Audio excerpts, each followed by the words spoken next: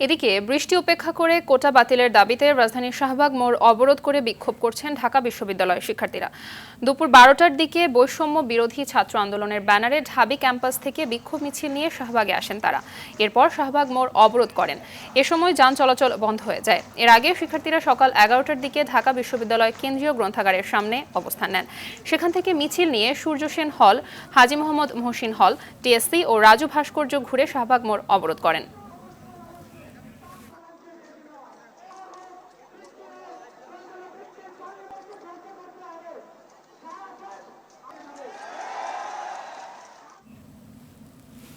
শাহবাগে আছেন সহকর্মী বিপুল দেবরায়, সরাসরি যোগ দিচ্ছেন তিনি আমাদের সঙ্গে। বিপুল, সরকারি চাকরিতে মুক্তিযোদ্ধা কোটা নিয়ে কিছু শিক্ষার্থীর এত আপত্তি কেন? কোটা সংস্কার আন্দোলনকারীরা আদালতের রায় নিয়ে কি বলছেন আসলে জানাবেন?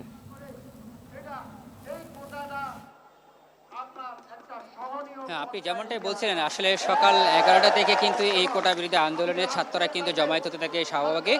অর্থাৎ আপনারা যে কোটা বিরোধী আন্দোলন সেটা গত 2 দিন ধরে চলছিল, সেটাকে আজকে একেবারে বলা যায় যে খুব শক্তভাবে কিন্তু আজকে এই কোটা বিরোধী আন্দোলনকারী ছাত্ররা কিন্তু অবস্থান নিয়েছে শাহবাগের মোড়ে। আমি যদি একটু বলতে চাই যে আজকে সকাল 11টা থেকে কিন্তু প্রথমে ঢাকা বিশ্ববিদ্যালয়ের গ্রন্থাগারে জমায়েত হতে থাকে ঢাকা বিশ্ববিদ্যালয়ের শিক্ষার্থীরা। সেই শিক্ষার্থীরা কিন্তু জমা হওয়ার পরে কিন্তু শাহবাগের মোড়ের দিকে আসে কিন্তু অবস্থান নেই, এবং এই শাহবাগের মোড়ে শিক্ষার্থীরা যখন আসে তখন কিন্তু এখানকার যান চলাচল বন্ধ হয়ে যায়।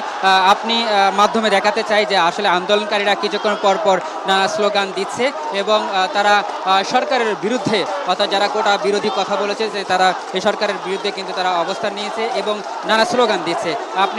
আপনাকে শুনতে পাচ্ছেন যে আসলে তারা বলছেন যে মেধা ভিত্তিতে কিন্তু এই সরকারি চাকরিতে নিয়োগ দিতে হবে। তারা যে মুক্তিযুদ্ধ কোটা হতে শুরু যে অন্যান্য যে কোটাগুলো আছে সকল কোটা তারা বাতিলের দাবি জানিয়েছেন। এখানে যারা আজকে অবস্থান নিয়েছে, যেটা কোটা বিরোধী আন্দোলনকারীর মধ্যে, সেটা হচ্ছে প্রাণীবিদ্যা বিভাগের একজন শিক্ষার্থীর নির্দেশনায় কিন্তু আজকের এই কোটা বিরোধী আন্দোলনটা চলছে। এবং শিক্ষার্থীদের যে দাবি, যে 4টা দাবি, যে 4টা দাবির মধ্যে প্রথম যে দাবিটা রয়েছে সেটি হচ্ছে 56% যে কোটা রয়েছে সেটা সম্পূর্ণ কিন্তু একেবারে বাতিল করতে হবে।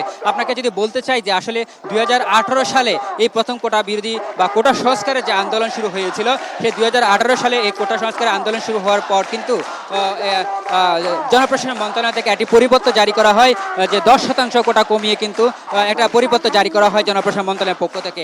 সেই পরিপত্রের বিরুদ্ধে 2001 সালে কিন্তু আবার মুক্তিযোদ্ধার যে সন্তানরা রয়েছেন তারা কিন্তু এটার বিরুদ্ধে উচ্চ আদালত থেকে আপিল করে। সে আপিলের পরিপ্রেক্ষিতে কিন্তু গত 5 জুন সেই পরিপত্রের যে মুক্তিযোদ্ধার যে কোটাটা বাতিল করা হয়েছিল সেটা অবৈধ ঘোষণা করে। সে অবৈধ ঘোষণা করার পর থেকে এই কোটা বিরোধী আন্দোলন যারা করছে তারা কিন্তু আবার সেটাকে আপিল করে, এবং সে আপিলের পরিপ্রেক্ষিতে কিন্তু আজকে কোর্টে একটা শুনানির কথা ছিল, কিন্তু কোর্টের পক্ষ থেকে আজকে কিন্তু সেই শুনানি না করে পরবর্তী শুনানি দিন ধার্য করা হয়।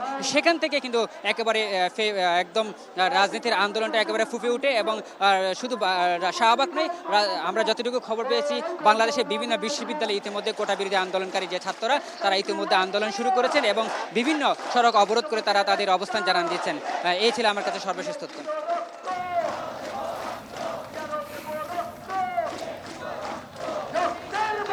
জি, ধন্যবাদ আপনাকে।